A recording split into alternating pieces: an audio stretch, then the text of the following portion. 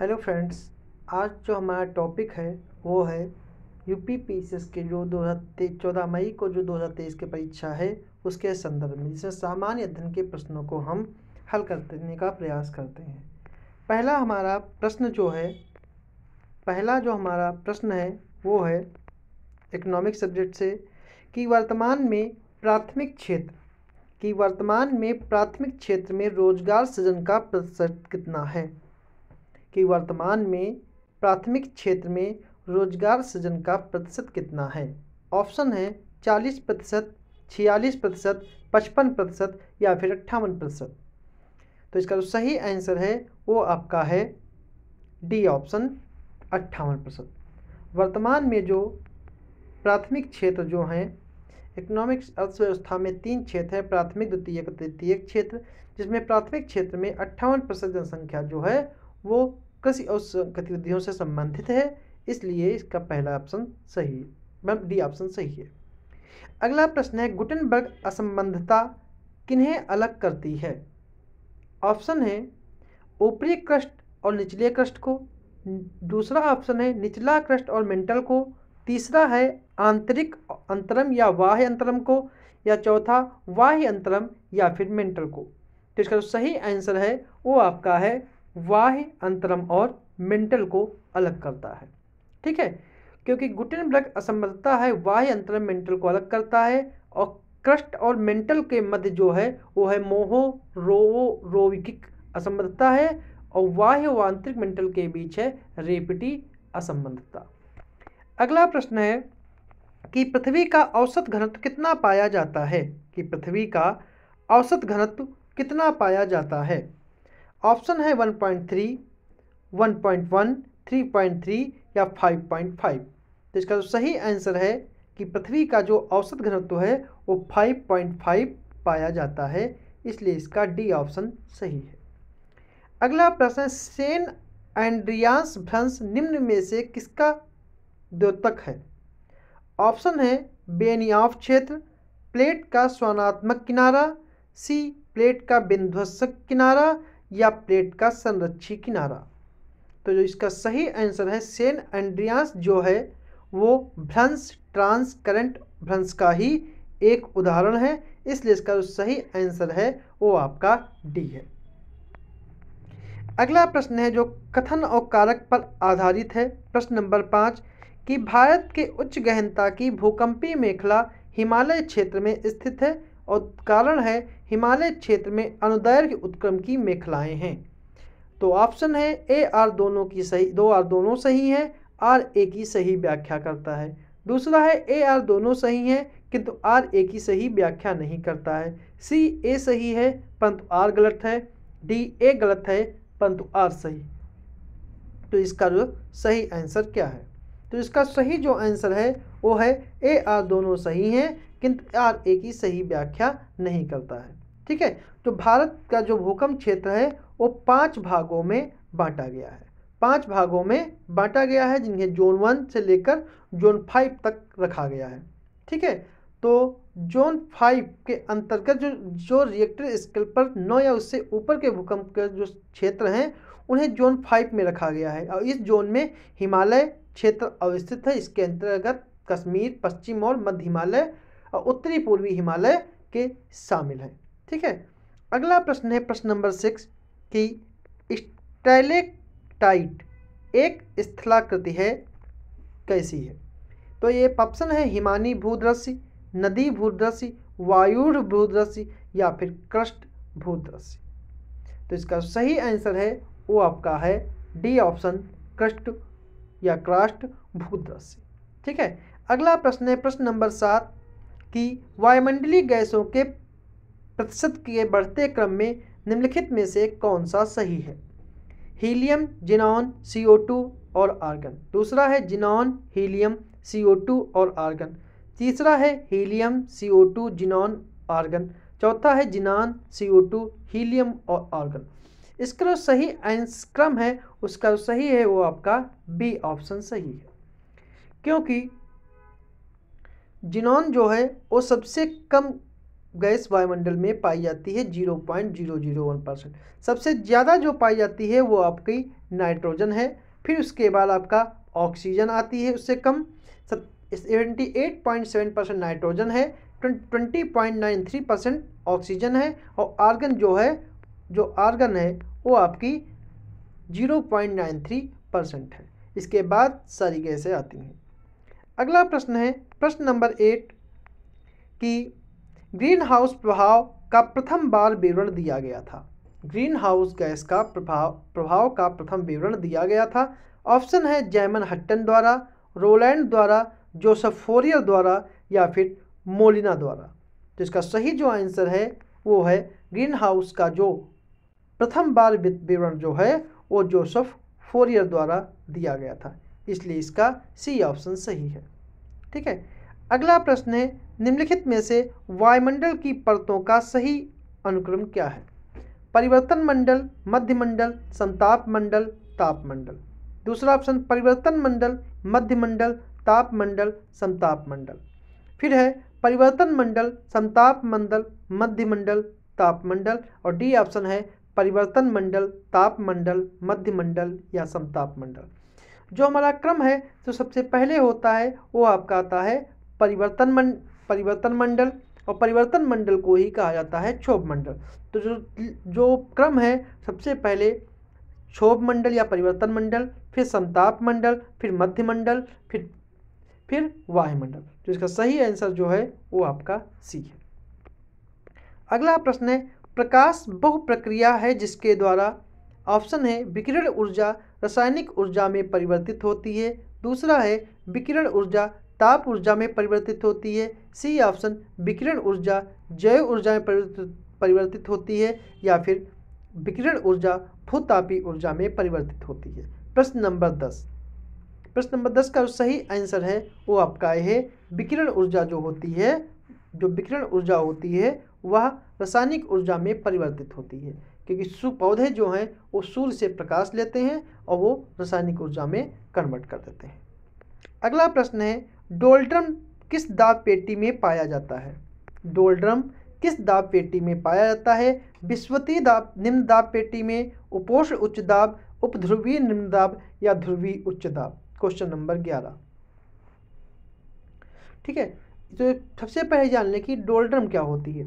तो विषुवत रेखा के दोनों ओर 5 अक्षांश तक एक निम्न दाब पेटी होती है।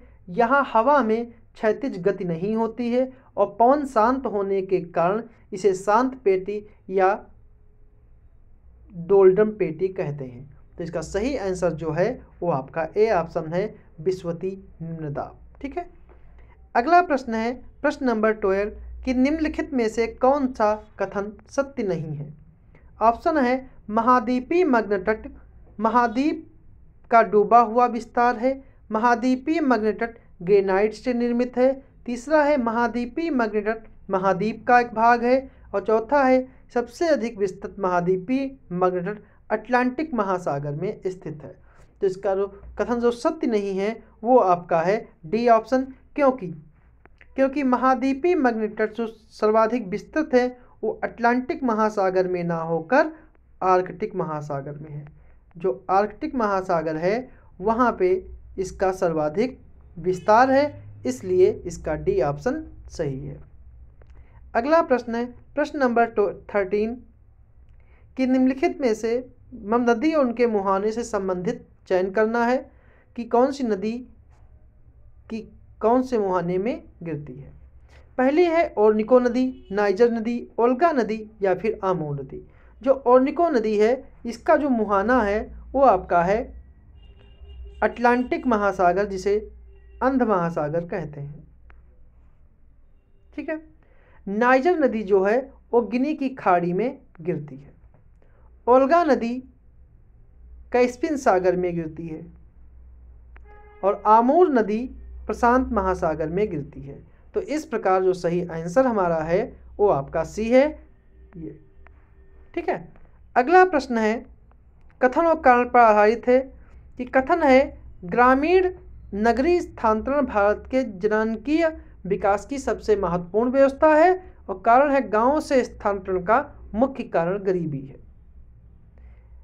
ए आर दोनों सही हैं, आर ए की सही व्याख्या करता है, ए आर दोनों सही हैं परंतु आर ए की व्याख्या नहीं करता है। ए सही है परंतु आर गलत है, ए गलत है परंतु आर सही है। इसका सही जो आंसर है वो आपका बी ऑप्शन है, क्योंकि ए आर दोनों सही हैं लेकिन आर ए की सही व्याख्या नहीं है। क्योंकि गरीबी के कारण पूंजी निर्माण हेतु लोग गाँवों से शहरों की पलायन करते हैं और यह स्थानांतरण जो है वो जनसंख्यिकी विकास की महत्वपूर्ण विशेषता है, क्योंकि स्थानांतरण के साथ साथ स्थायित्व भी होता है। अगला प्रश्न है शैल समूह और उनके शैल तंत्र से जोड़ना है, सम्मिलित करना है। तो इसके अनुसार है कि आर्कियन, पुराण, द्रविडियन और आर्यन, इनमें कौन कौन सी चट्टानें संबंधित हैं। तो आर्कियन जो आर्कियन शैल समूह है, जो यह आर्कियन जो है यह धारवाड़ तंत्र का हिस्सा रहा है, ठीक है। और जो पुराण है वो विंध्य से संबंधित हैं। द्रविड़ आपके ओर्डोवर्सियन से संबंधित हैं, आर्डोवर्सियन से, और आर्यन जो हैं वो गोंडवाना से संबंधित हैं। इसलिए जो सही आंसर है वो आपका ए ऑप्शन इसका करेक्ट आंसर है। अगला प्रश्न है भारत की जनजातियों के वितरण का निम्न में से कौन सा पूर्व से पश्चिम की ओर सही है, ठीक है। तो संथाल, भील, गोंड और नागा, इन जनजातियों से आपको तय करना है। तो जो नागा जनजाति है ये आपकी नागालैंड में पड़ती है, ठीक है। और संथाल जो है गोंड जो है वो आपका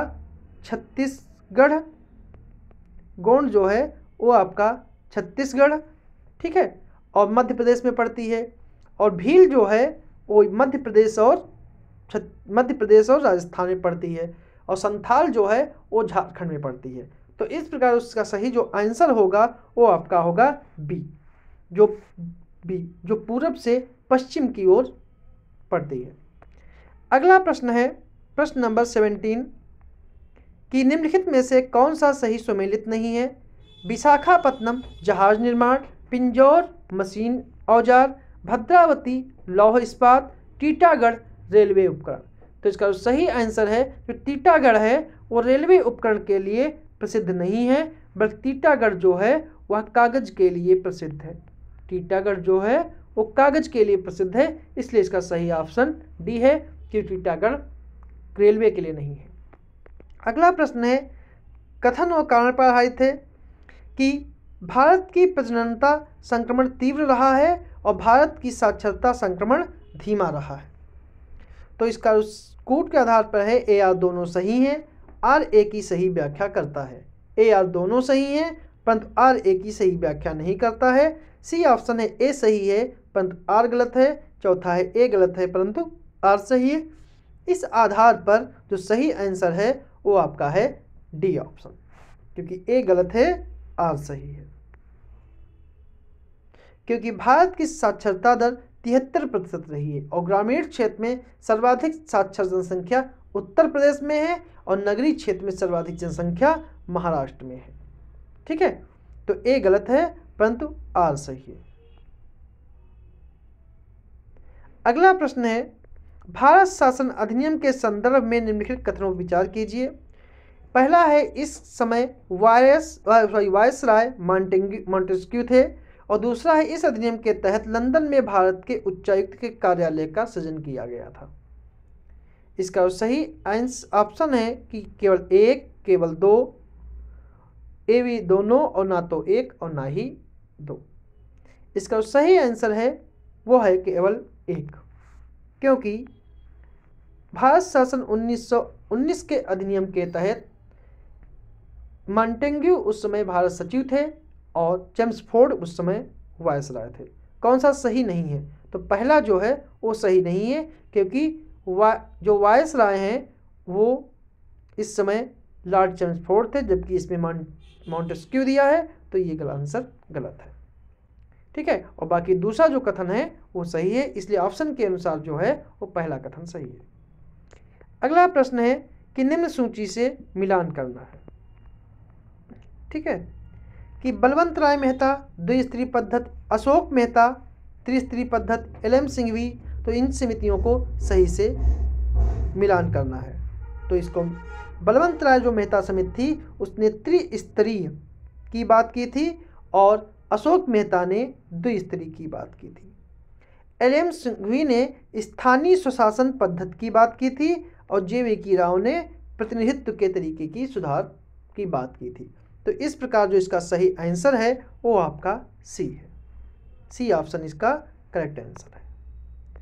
अगला प्रश्न है, सभी पूर्ण व्यक्ति पूर्णतया और समान रूप से मानव है, यह सिद्धांत जाना जाता है सार्वभौमिकता का, समष्टिवाद का, समाजवाद का या फिर अंतःक्रियावाद का।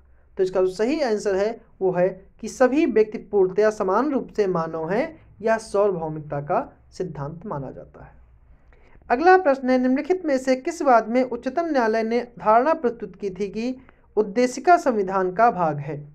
ऑप्शन है यूनियन ऑफ इंडिया बनाम डॉक्टर कोहली, बनारसी दास बनाम स्टेट ऑफ उत्तर प्रदेश, मलक सिंह बनाम स्टेट ऑफ पंजाब या बम्बई बनाम यूनियन ऑफ इंडिया।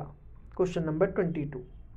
जिसका सही आंसर है कि बम्बई बनाम यूनियन ऑफ इंडिया में उच्चतम न्यायालय ने कहा था कि उद्देशिका संविधान का अभिन्न अंग है।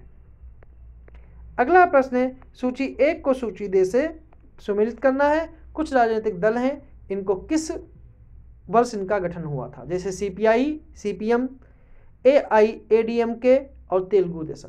तो इसका सही जो मिलान है वो होगा सीपीआई की जो स्थापना हुई थी वो 1920 में हुई थी, ठीक है, और सीपीएम की जो स्थापना हुई थी 1964 में हुई थी। तेलुगु देशम की जो एआईएडीएमके की स्थापना जो है 1972 को हुई थी और तेलुगु देशम की स्थापना 1982 को हुई थी। तो इस प्रकार सही आंसर है वो हमारा ए है। अगला प्रश्न है, प्रश्न नंबर 24। कथनों पर विचार करना है कि भारत के संविधान में संदर्भ में राज्य के नीति निर्देशक तत्वों के बारे में कथन है। पहला है विधायिका के कृत्यों पर रोक लगाते हैं, निर्बंधन करते हैं और कार्यपालिका के कृत्यों पर भी निर्बंधन करते हैं। इसका केवल एक, केवल दो, दोनों या फिर दोनों नहीं। इसका सही आंसर है कि इसका ना तो पहला सही है और ना ही दूसरा सही है, इसलिए इसके दोनों कथन गलत हैं, क्योंकि ना तो एक कार्यपालिका पर रोक लगाते हैं, कार्यों पर रोक लगाते हैं, ना ही विधायिका के कार्यों पर रोक लगाते हैं, क्योंकि ये नीति निर्देशक राज्य के द्वारा जनता के लिए दिए करने वाले कर्तव्य हैं जो किसी भी न्यायालय में वाद योग्य नहीं है।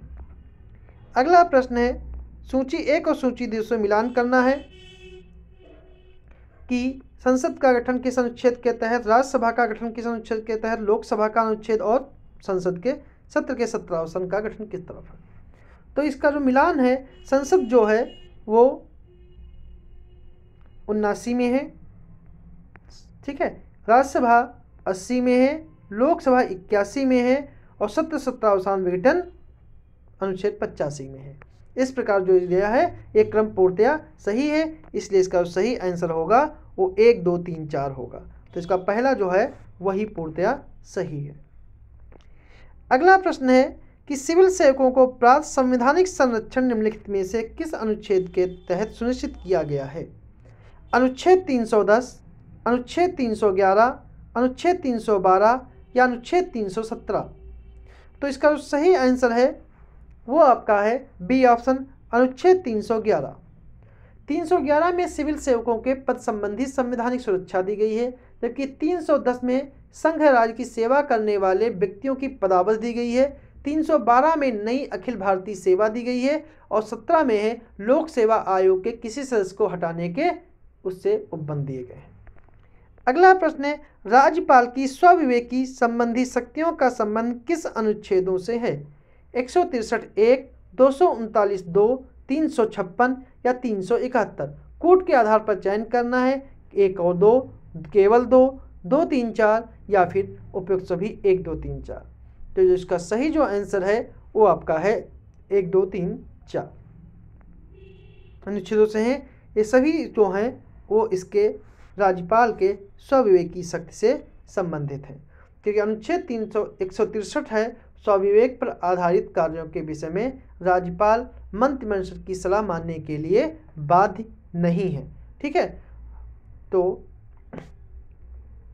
अगला प्रश्न है अंतरिक्ष यान जो चक्कर लगा रहा है से एक छोड़ा जाता है तो वह पृथ्वी की ओर गिरेगा, या अंतरिक्ष यान के साथ उसी गति से गतिमान रहेगा, कम गति से गतिमान रहेगा, या अधिक गति से गतिमान होगा। इसका जो सही आंसर होगा वो होगा कि अंतरिक्ष में गुरुत्वाकर्षण के अभाव के कारण सेब जो है अंतरिक्ष यान से के साथ उसी गति से गतिमान होता रहेगा। तो इसका बी ऑप्शन सही है।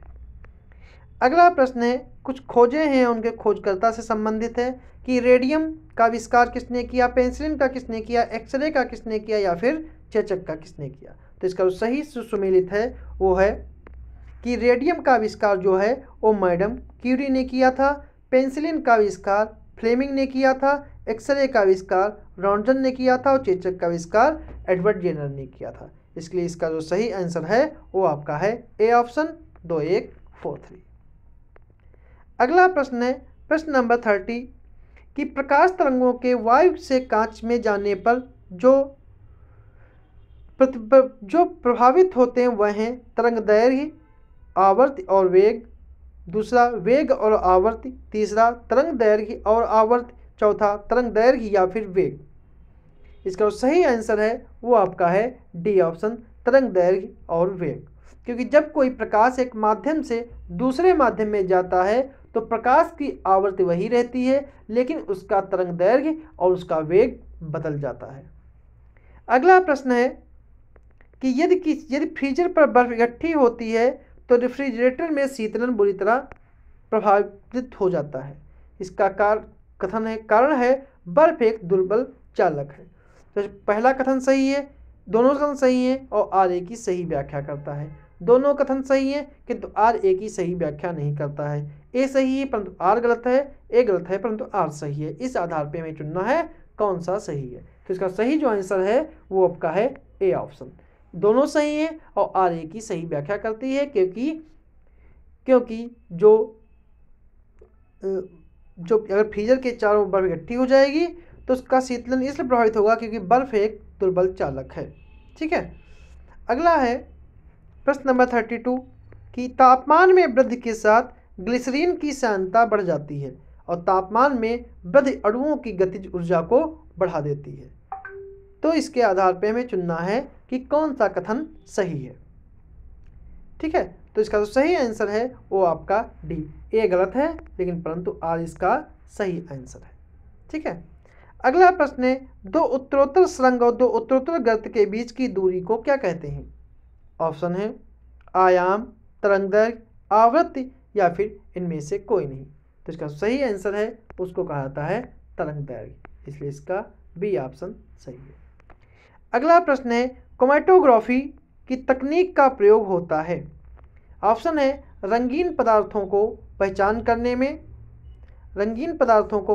करने में और पदार्थों की संरचना निर्धारण करने में, रंगीन पदार्थों के प्रभावी आसवन में, या एक मिश्रण से पदार्थों को अलग करने में।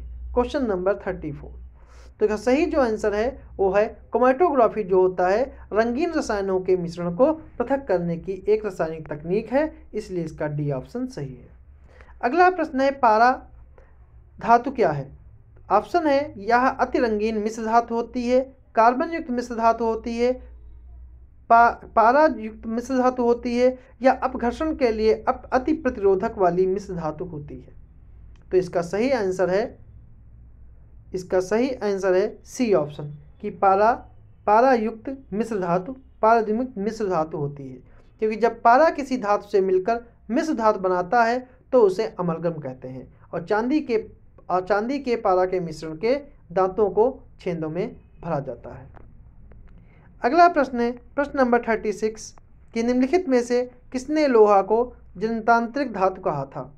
We Gordon Childe, Wheeler, D Kosambi या फिर रामशरण शर्मा। तो इसका सही आंसर है वो है गार्डन चाइल्ड ने इसे ठीक है जनतांत्रिक धातु कहा है, क्योंकि उत्तर वैदिक काल में एक नया ढांचा है जिसकी प्रमुख व्यवस्था कृषि प्रधानता थी। ठीक है, कृषि प्रधानता थी, इसलिए गार्डन चाइल्ड ने इसे लोहे को जनतांत्रिक धातु माना। अगला प्रश्न है, प्राचीन भारत में यौदेय गणराज्य के सिक्कों को सर्वप्रथम किसने सहारनपुर के निकट वेहट से प्राप्त किया था? ऑप्शन है कार्लाइल, कैप्टन काटले, कर्नल कोल्डवेल या एएस अल्तेकर। तो इसका सही आंसर है वो आपका है बी ऑप्शन, कैप्टन काटले ने इसे प्राप्त किया था।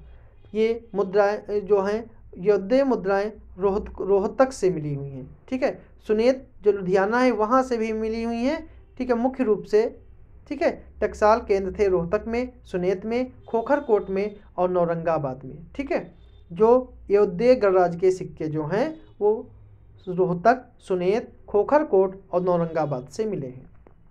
अगला प्रश्न है, जूनागढ़ अभिलेख में उल्लेखित सौराष्ट्र प्रांत के गवर्नर का संबंध में कौन सही नहीं है?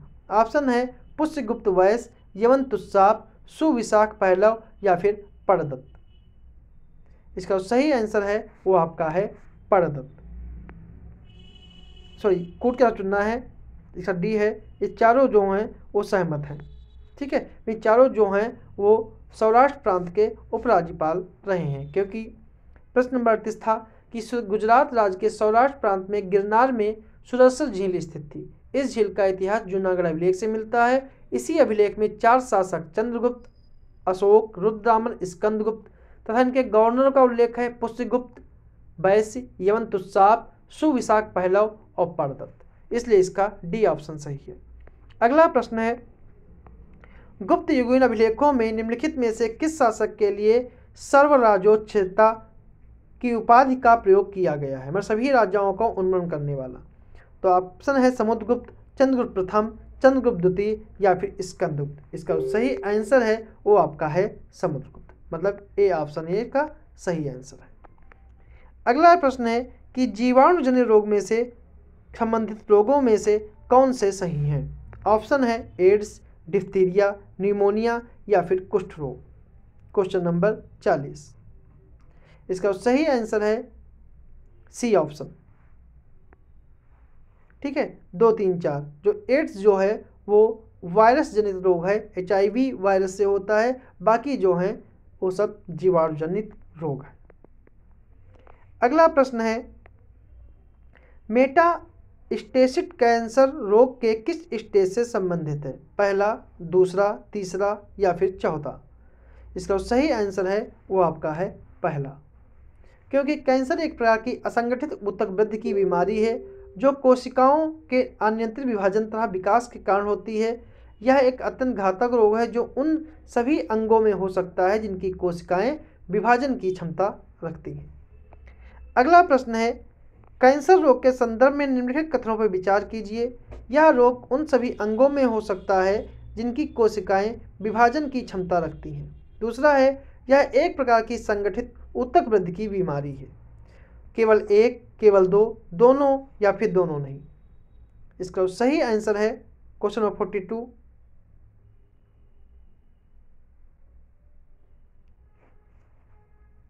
सॉरी, क्वेश्चन नंबर जो 41 है उसका सही आंसर जो है वो सी होगा। ठीक है, उसका जो है वो सी होगा कि मेटास्टेसिस जो है वो कैंसर की तीसरी जो है स्टेज होती है।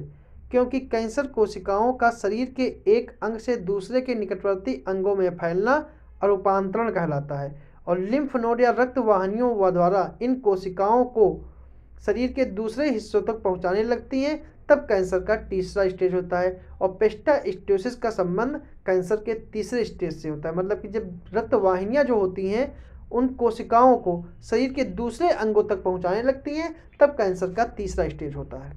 ठीक है, और जो 42 नंबर क्वेश्चन है इसका सही आंसर है वो आपका ये है कि इसका पहला क्वेश्चन जो है, पहला जो कथन है वो पूर्णतया सही है और दूसरा गलत है।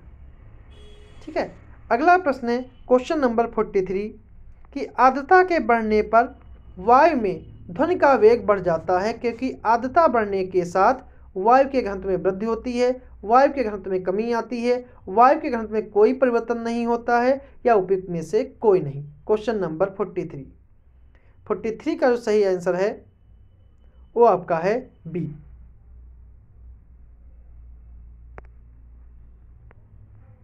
बी ऑप्शन इसका सही है। अगला है क्वेश्चन नंबर 44 कि निम्नलिखित कथनों पर विचार कीजिए। यांत्रिक तरंगे जिनके संचरण के लिए माध्यम की आवश्यकता नहीं होती है। दूसरा, इसके द्वारा केवल ऊर्जा और संवेग का संचरण होता है, द्रव्य का नहीं। और तीसरा, जल की तरंगे, ध्वनि की तरंगे, स्प्रिंग की तरंगे यांत्रिक तरंगों के उदाहरण हैं। कूट के आधार पर चुनना है कौन सा सही है। केवल 1, 2 और 3, केवल 1, 3 या फिर केवल 3। क्वेश्चन नंबर 44, इसका सही आंसर है वो है केवल 2 और 3। ठीक है, 2, 3 सही है और पहला जो कथन है वो गलत है। अगला प्रश्न है, कैफीन जो कि एक मनोस्फूर्तिदायक या मस्तिष्क को प्रभावित करने वाली उत्तेजक औषधि है, इसका मुख्य स्रोत क्या है। चाय की पत्ती, कॉफ़ी फली और चाय की पत्ती, ना तो कॉफ़ी फली और ना ही चाय की पत्ती। इसका सही आंसर है और सी। इसका सही आंसर है सी ऑप्शन, कॉफ़ी की फली और चाय की पत्ती। ठीक है, दोनों हैं और इसकी खोज की थी जर्मन रसायन शास्त्री फ्रेंड लिब फर्डिनेंड ने और इसकी खोज हुई थी 1819 में। अगला प्रश्न है प्रश्न नंबर 46 कि आयोडीन का स्रोत निम्नलिखित में से क्या है। ऑप्शन है समुद्री घास, डेयरी उत्पाद, समुद्री घास और सी फूड या उपयुक्त सभी। इसका सही आंसर है वो आपका है डी, सभी। तो ये सभी जो हैं वो आयोडीन के मुख्य स्रोत हैं। अगला प्रश्न है, हेपेटाइटिस बी से प्रभावित होने वाला अंग निम्नलिखित में से कौन है। ऑप्शन है वृक्क, यकृत, आमाशय या फिर अग्नाशय। क्वेश्चन नंबर 47, तो इसका सही आंसर है बी ऑप्शन, यकृत, क्योंकि हेपेटाइटिस बी एक संक्रामक रोग है जो हेपेटाइटिस बी नामक वायरस के कारण होता है। इस रोग के कारण यकृत में सूजन और जलन आ जाती है और हेपेटाइटिस बी वायरस हेपाडेने वायरस परिवार का एक सदस्य है। ठीक है, तो अगला प्रश्न है कि काला आजार रोग लैसमीनिया नामक प्रोटोजोआ परजीवी के कारण होता है और इस रोग का वाहक बालू मक्खी है। केवल 1, केवल 2, दोनों या फिर दोनों नहीं। इसका सही आंसर है दोनों। ठीक है, कि काला जार रोग लैसमीनिया नामक प्रोटोजोआ के कारण होता है और इस रोग का वाहक बालू मक्खी है। अगला प्रश्न है, प्लाज्मोडियम जो मलेरिया रोग का कारण है यह किस प्रकार का जंतु होता है। ऑप्शन है श्वेत रुधिराणुओं का अंतःपरजीवी, दूसरा लाल रुधिराणुओं का अंतःपरजीवी, तीसरा श्वेत रुधिराणुओं का यकृत कोशिकाओं का अंतःपरजीवी, डी ऑप्शन लाल रुधिराणुओं का यकृत कोशिकाओं का अंतःपरजीवी। तो इसका सही आंसर है वो आपका है डी ऑप्शन। जो मलेरिया रोग है, मलेरिया रोग के बारे में जो बताया था वो सर रोनाल्ड रास ने बताया था कि मलेरिया रोग प्लाज्मोडियम नामक एक कोशिकीय प्रोटोजोआ के द्वारा होता है और प्लाज्मोडियम के वाहक का कार्य मादा एनफ्लूएंजा मच्छर करती है, जिसके लिए रोनाल्ड रास को 1902 में नोबेल पुरस्कार दिया गया था। अगला प्रश्न है, ट्रिप्सिन नामक एंजाइम का स्राव निम्नलिखित में से किनके द्वारा होता है। ऑप्शन है अग्नाशय, पित्त, आमाशय या फिर यकृत। तो इसका सही आंसर है वो आपका है अग्नाशय। अग्नाशय जो है वो मानव शरीर की दूसरी सबसे बड़ी ग्रंथि होती है और इसी से उसमें एक साथ अंतःस्रावी और बाह्यस्रावी दोनों प्रकार के भाग पाए जाते हैं और ट्रिप्सिन नामक एंजाइम का स्राव अग्नाशय के द्वारा किया जाता है जो कि प्रोटीन को पॉलीपेप्टाइड में परिवर्तित कर देता है। अगला प्रश्न है, निम्नलिखित में से कौन सा एंजाइम प्रोटीन के पाचन में सहायक होता है। ऑप्शन है पेप्सिन, ट्रिप्सिन, पेप्सिन और ट्रिप्सिन या पेप्सिन, ट्रिप्सिन और काइमोट्रिप्सिन। इसका सही आंसर है वो है डी ऑप्शन कि तीनों जो हैं पेप्सिन, ट्रिप्सिन और काइमोट्रिप्सिन ये जो हैं प्रोटीन के पाचन में सहायक होते हैं। ये था हमारा आज का पहला भाग, बाकी भागों को कल हल करेंगे।